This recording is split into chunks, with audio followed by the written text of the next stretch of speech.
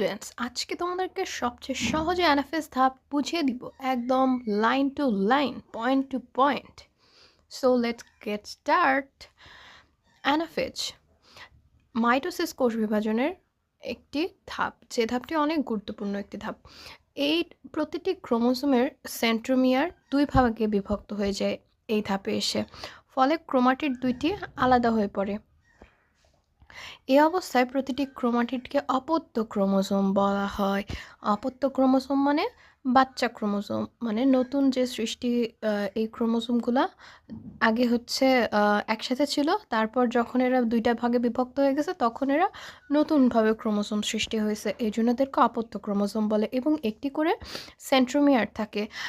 এই যে আমরা এখানে ক্রোমোসোমগুলো দেখতে পাচ্ছি, এখানকার একটি করে সেন্ট্রোমিয়ার থাকে আর হচ্ছে দুইটা ক্রোমাটিড থাকে, মিলে অপত্য ক্রোমোসোম সৃষ্টি হয়।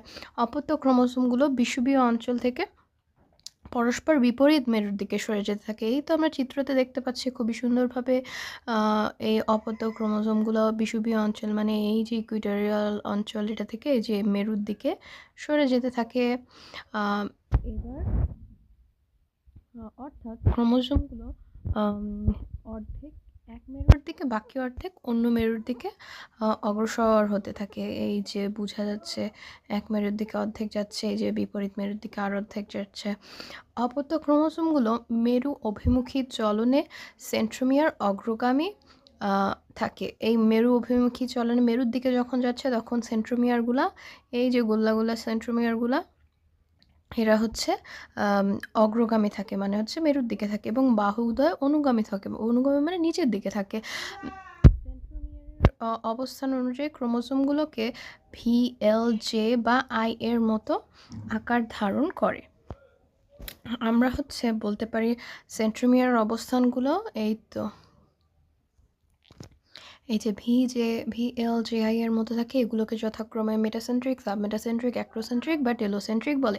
মেটাসেন্ট্রিক বলা হয় এই যে ভি এর মতো যেটা আকার, সাবমেটাসেন্ট্রিক যেটা এল এর মতো, অ্যাক্রোসেন্ট্রিক যেটা আই এর মতো, জে এর মতো, এবং টেলোসেন্ট্রিক হচ্ছে যেটা আই এর মতো। অ্যানাফেজ পর্যায়ে শেষের দিকে অপত্য ক্রোমোজোমগুলো স্পিন্ডল যন্ত্রের মেরু প্রান্তে অবস্থান নেয় এবং ক্রোমোজোমের দৈর্ঘ্য বৃদ্ধি পেতে থাকে। এই লাস্টের দিকে এই ক্রোমোসোমগুলো মেরুতে চলে আসে তারপর, এবং ক্রোমোসোমগুলো দৈর্ঘ্যে বৃদ্ধি পেতে থাকে। তো এই পর্যন্তই ছিল অ্যানাফেজ, একদম সব থেকে ক্লিয়ারভাবে শর্টকাট একদম ভালোভাবে বুঝাই দিলাম। আমার লং ভিডিও আছে, আপনারা চাইলে দেখে আসতে পারেন।